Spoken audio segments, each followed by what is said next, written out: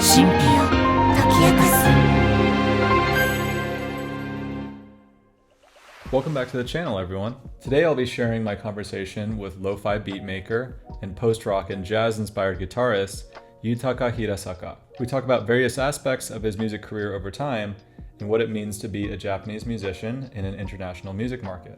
After years of work, I'm finally at the language learning level that I can interview Japanese musicians without using any English. Because of that, this will be the channel's first video in Japanese. I've made English subtitles, so be sure to turn those on if you need. Without further ado, here's my conversation with Yutaka Hirasaka.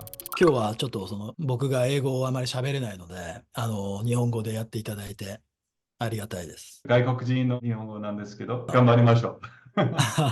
お願いします。これゲビンなの？日本語でギャビンを使いますけど。ギャビンね。さっきにガビンを使いましたけど、それがちょっと、他の意味がガビンそのような。確かに。そうそうそうかそうか。そうですね。まず僕自身が、アンビエント、それから、ビート、両方とももちろん好きで、そもそもは自分、パンクロックのバンドをやってたんですね。あ、そうですか。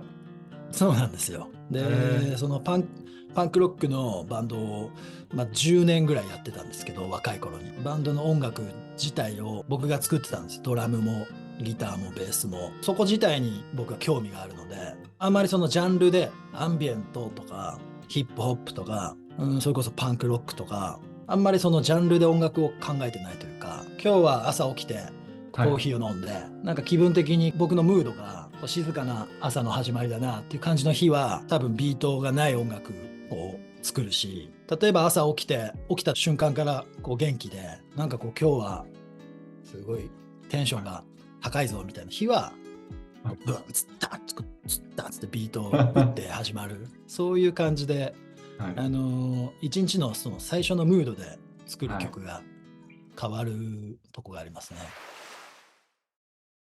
いや、そのジャズを聴くことはよく聞くんですよ。レコードとかで。例えばこの人、知ってますか？知ってます。ジャズギターのレコードは聴くんですけど、音楽理論みたいなもの、それは全然何も分かってないんですね。音楽の大学とかに行ったことないということですか？行ったことないですね。なので、ジャズだけじゃなくて、自分自身の音楽のコードネームとかもよく分かってないまんま弾いてますね。ですけど、分からず、いい和音と思いますけど、それが一番大事でしょ。そうだね、そうだね。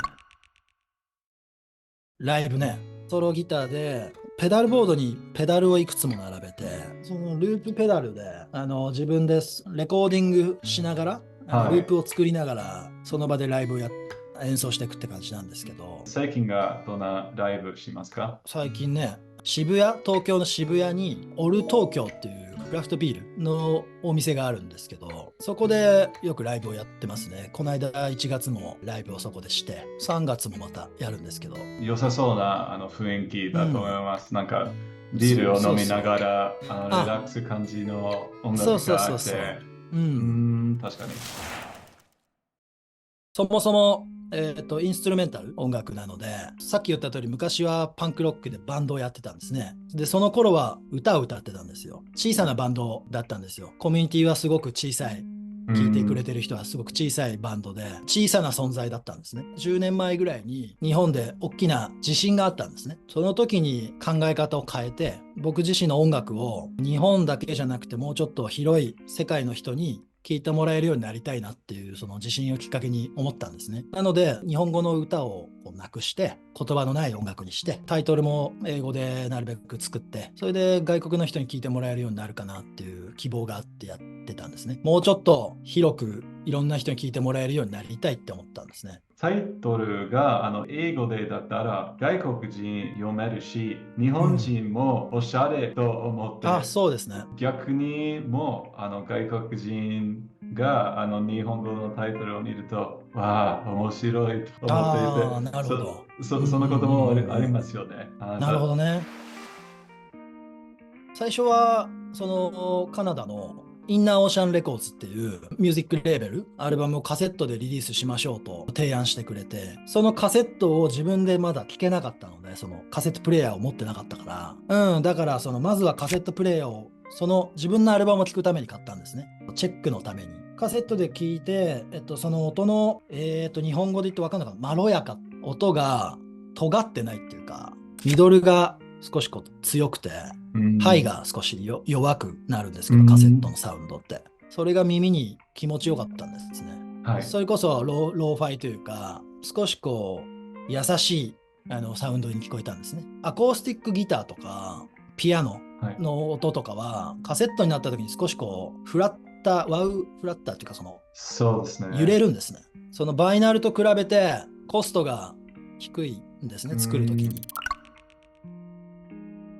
もしかしたら、他の人と比べるとちょっと多いですね、カタログの数がね。どうやってんだろうな。まあさっき言った通り朝起きて曲を朝からも作り始めて夜まで。それをほとんど毎日僕はやってるんですね。例えば、友達とバーに出かけるとか、ハイキングに行くとか、そういう時間がほとんどないんですね、僕は。ですから、毎年300を作りますかでも、そうですね、300曲ぐらい作ってるかもしれないですね。ありえないっていう感じですよ。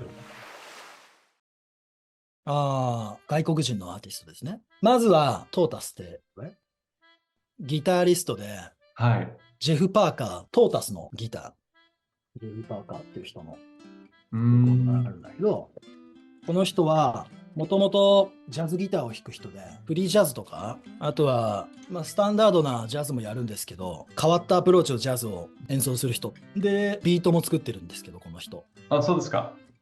そうです、そうです。割とJディラとか、マドリブみたいな、そういうビート、かなり影響を受けてます。フガジ大好き。ジョン・フルシアンテ、レッドホットチリペッパーズ、あそこのギターです。これジョン・フルシアンテ。日本人だとやっぱり一番最初に言うのは坂本龍一。このチャンネルの大トピックですけど、そうですね、私たち多分一番勉強するのは、俺大好きの、そう。あとは坂本龍一と一緒にイエローマジックオーケストラの細野、あとはさっき言ってたあとさっき言ってた、やっぱりヌジャベス好きですね。好きだね。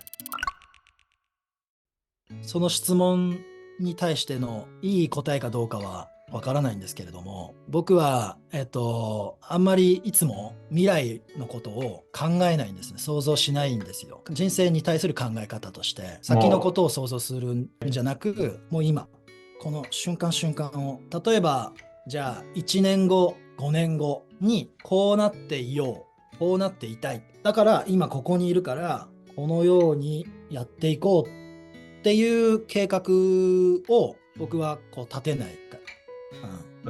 僕はもう向こうのことは見ないで、今ここだけを見て、これを毎日やってるだけなんで、勝手にきっと登っていくと思うんですね、これは。僕のこの音楽のキャリアがどうなっていくのかわかんないですね。そうですね。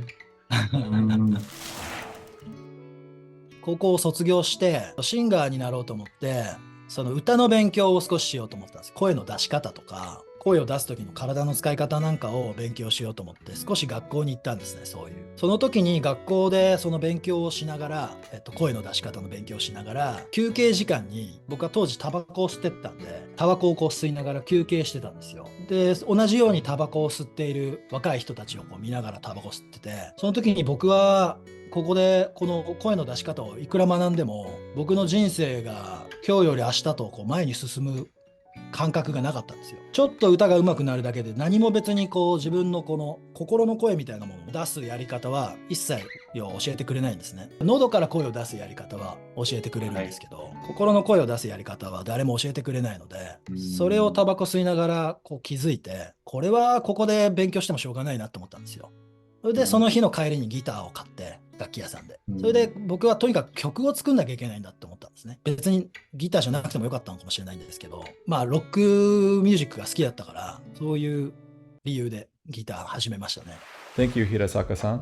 I hope you enjoyed our conversation. If you like this format and would like to see more interviews with Japanese musicians, Let me know in the comments who you'd like to see me speak to next. それでも日本の友達たち、私のチャンネルにようこそ。こちらの動画がだいたい英語ですけれども、自身が作ったの日本語字幕がありますので、タイトルが何か面白いトピックがあれば、ぜひ見てください。よろしくお願いします。That's all for today, but until next time, じゃあね。